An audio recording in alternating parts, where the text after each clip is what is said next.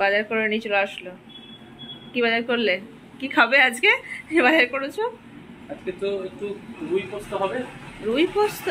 সেই জন্য রুই মাছ নিয়ে আসছি। পোস্ত নিয়ে আসছো? একটা প্যাকেট কিন্তু পোস্ত আছে। একটা নিয়ে আসছো? হ্যাঁ, একটা পোস্ত নিয়ে আসছি আর রুই মাছ আছে। রুই পোস্ত আর সবজি তো আছে সব একদম। হ্যাঁ, সবজি হবে তো আবার একটা সবজি করবো আর একটা মানে ওই রুই পোস্ত হবে। ঠিক আছে। হ্যালো ফ্রেন্ডস, তো সবাই নিশ্চয়ই ভালো আছো আর আমরাও ভালো আছি। তো সবাইকে আমার চ্যানেলে স্বাগত। যে যেখান থেকে ব্লগটা দেখছো আশা করি সবাই খুব ভালো আছো, সুস্থ আছো। আর আমরা ভালো আছি বলেই কিন্তু চলে এসেছি একটা নিবানাদার ব্লগ নিয়ে। তো সকাল সকাল ব্লগটা আমি স্টার্ট করে দিয়েছি। আর এই দেখো পাশের যে বিল্ডিংটা আমাদের হচ্ছিল, মানে আমি আগে তোমাদের একটা ব্লগে বলেছিলাম যে আমার জানালাটা আমি খুলতে পারি না, পাশের বিল্ডিং হচ্ছে বলে। তো এই বিল্ডিংটা কিন্তু পাশে হচ্ছে, বাট এই বিল্ডিংটা হওয়ার পর প্লাস্টারও হয়ে গেছে, আবার প্রাইমারি দেখো দিয়েছে। এবার যেহেতু প্রাইমারি দিয়েছে সেক্ষেত্রে দেখো ভালো লাগছে দেওয়ালটা আর কি। যাই হোক, এখন কিন্তু জানালাটা নিশ্চিন্ত মনে খোলা যাবে। আর কয়েকদিন আগেও মিস্ত্রি কিন্তু এখানে কাজ করছিল, মানে ভাড়া বেঁধেছিল। তো ভাড়া বেঁধে মানে প্লাস্টার করছিল, প্লাস রং করছিল, মানে প্রাইমারি দিচ্ছিল, রং এখনও হয়নি। তো সেই হিসাবে একদমই খুলতে পারছিলাম না। তো যাই হোক, আজকে বেশ খুললাম এবং খুলে রেখেও দেবো অনেকক্ষণ, দুপুরে আবার লাগিয়ে দেবো। আর এরকমই প্রথম থেকে আমি করি, সকালবেলা খুলে দিই আর দুপুরের দিকে লাগিয়ে দিই, তারপর আবার সেই বিকালে যখন সন্ধ্যের পর আবার খুলে দিই, আবার রাত্রেবেলা সারা রাতেই খোলা থাকে। মানে এরকমই আমি সাধারণত করি জানাটা।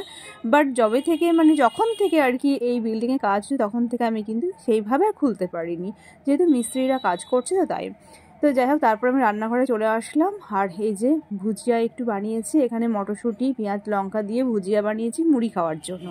আর 3টে ডিম দেখলে ওই 3টে ডিম সেদ্ধ করতে দিয়েছি, মানে সেদ্ধ করেছি ওটা খাওয়ার জন্য। বাট হ্যাঁ, 2টো ডিম সেদ্ধ তোমার দাদা খাবে আর একটা হচ্ছে আমি খাবো। তো আমরা তো প্রথমেই দেখলে যে আজকে রুই মাছ নিয়ে এসছে, তো দুপুর আজকে রুই পোস্ত হবে। আর কি করব, মানে সবজি কি রান্না করব এখনও ঠিক হয়নি, মানে এখনও ডিসাইড করিনি। ঠিক আছে, চলো সঙ্গে থাকো। তো এখন দিলাম মাথায় একটু হেনা, এই দেখো বুঝতে পারছো কিনা জানি না।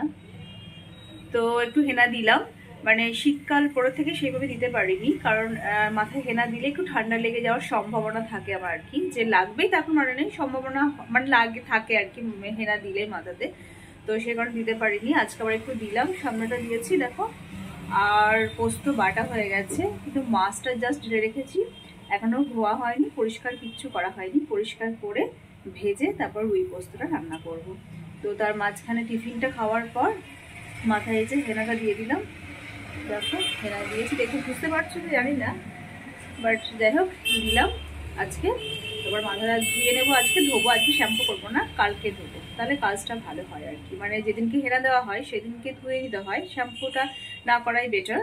পরের দিনকে শ্যাম্পু করে নিলে ভালো আর কি, ইয়েটা আসে আর কি, ঠিকঠাক কাজটা হয় আর কি।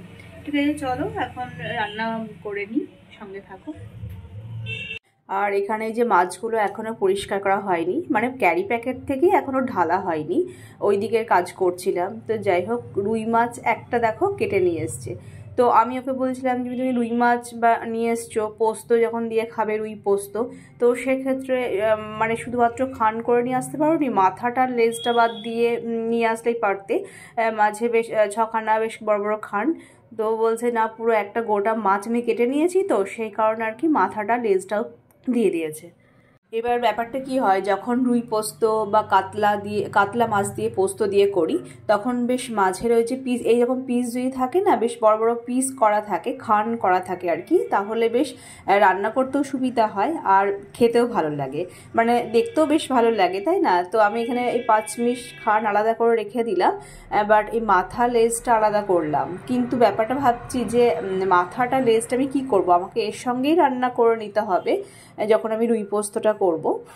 তো যদি বাঁধাকপি আজকে থাকতো, বাঁধাকপি রান্না করতাম, তাহলে মাথাটা বাঁধাকপি দিয়ে করে নিতাম।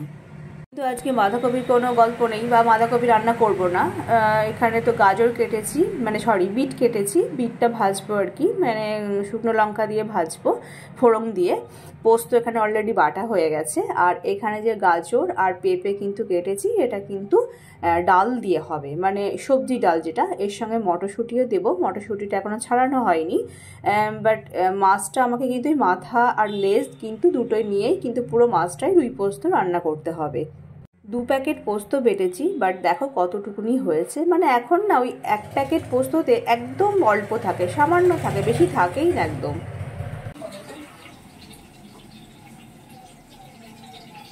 এটা দেখে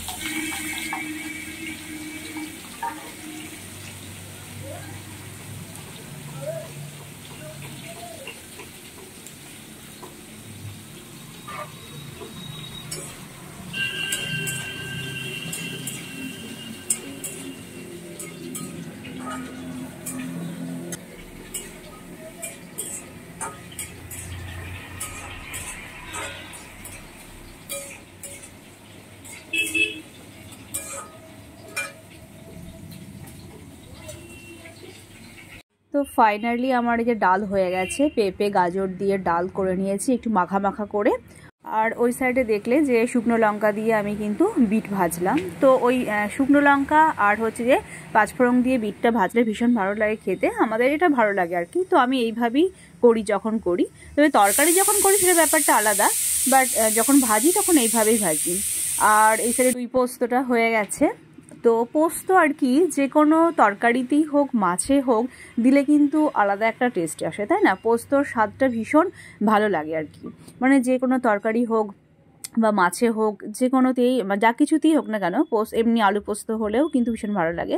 তো যাই হোক, আর মাছটা এইমাত্র হলো, একদম পুরো ভাপ উঠছে, মানে বুঝতে পারছো তোমরা যে একদম পুরো ভাপ উঠছে। তো যাই হোক, এখন আমার লাস্টে ভাত হচ্ছে, তারপর আমি চান করবো। তো আজকে তো আর শ্যাম্পু করলাম না, মাথায় জাস্ট জল দিলাম আর কি। শ্যাম্পু কালকেই করব, কারণ যেহেতু আজকে হেনা দিয়েছিলাম সে কারণে আজকে আর শ্যাম্পুটা করলাম না। তো কালকেই শ্যাম্পু করব, তাহলে বেশ কাজটা ভালো হয়, হেনার কাজটা আর কি। মানে যেদিন দেওয়া হয় তার পরের দিন শ্যাম্পুটা করাই বেটার। তো যাই হোক, আর আজকে দুপুরে কি লাঞ্চে কি রান্না হবে, মানে রান্না করেছি কি লাঞ্চে খাবো আমরা, সেটা তোমাদের সঙ্গে শেয়ার করে দিলাম। তো সেটা এখন আমাদের খাওয়া দাওয়া হবে। ঠিক আছে, চলো আমরা খাওয়া দাওয়া করে নিই, চলো। তো এখন বাজে হচ্ছে প্রায় 3টে।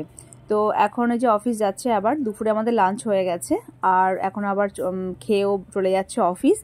তো এখন আমি হচ্ছে ভিডিও এডিট করব, আপলোডিং প্রসেসিংয়ের ব্যাপার আছে, ডেসক্রিপশন থাম্বনেল এগুলো তো ব্যাপার আছে। তো এই কাজগুলো এখন আমি করব, তারপরে হচ্ছে অন্য কাজ। ঠিক আছে, চলো সঙ্গে থাকো। তো ফ্রেন্ডস, এখন বাজে হচ্ছে সন্ধ্যে 6টা। তো এখন রান্নাঘরে আসলাম চা করবো আর কি। কালকে এরকম এখন 6টা বাজে, আর কালকে আমরা চ্যালেঞ্জ করেছিলাম, মানে তোমরা হয়তো ভিডিও দেখেছো যে আমরা ইটিং চ্যালেঞ্জ করেছিলাম, মানে চাউমিন চ্যালেঞ্জ করেছিলাম। তো কালকে তখন বাজছিল কটা হবে, এই 7টা মতো, আজকে আমার 7টা মতো বাজে, আর এখন বাজে 6টা অবশ্য।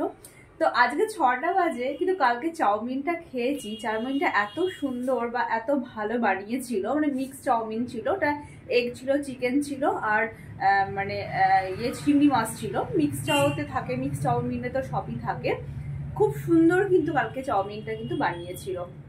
তো কালকে খেয়েছি, বাট আজকে কিন্তু সন্ধ্যাবেলা আবার মনটা চাউমিন চাউমিন করছে। কিন্তু রোজ রোজ চাউমিন খেলে তো হবে না, এমনি আমি একটু হেলদি হয়ে গেছি, আরো ফুলে যাব।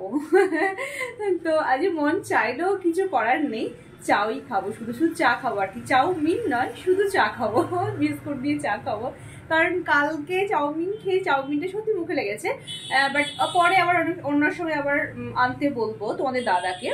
বাট আজকে তো যাই খাই, কারণ চাউমিন খেতে ইচ্ছে হলো, খাবো না, কারণ রোজ রোজ খেলে তো মানে কি বলবো, একদম এই টাপু হয়ে যাবে, এসা হয়ে যাবে একদম পুরো। মন চাইলেও কন্ট্রোল করতে হবে। তো যাই হোক, চলো এখন চা করি, চাটা খাই, তারপর পরে আবার দেখা হচ্ছে। তো ফ্রেন্ডস এখন বাজে হচ্ছে প্রায় 10:30, ঠিক আছে। তো আমাদের ডিনার হয়ে গেছে আর রাত্রে ভাত করলাম দেখতে পেলে। তো এখন প্রায় 10:30, রাত্রের খাবারও খাওয়া হয়ে গেছে। ব্লগটা আবার শেষ করতে আসলাম, ব্লগটা কন্টিনিউ করবো না। তো ব্লগটা যদি একটু ভালো লেগে থাকে তাহলে অবশ্যই একটা লাইক করে দিও, ঠিক আছে, একটু বেশি বেশি করে শেয়ার করে দিও।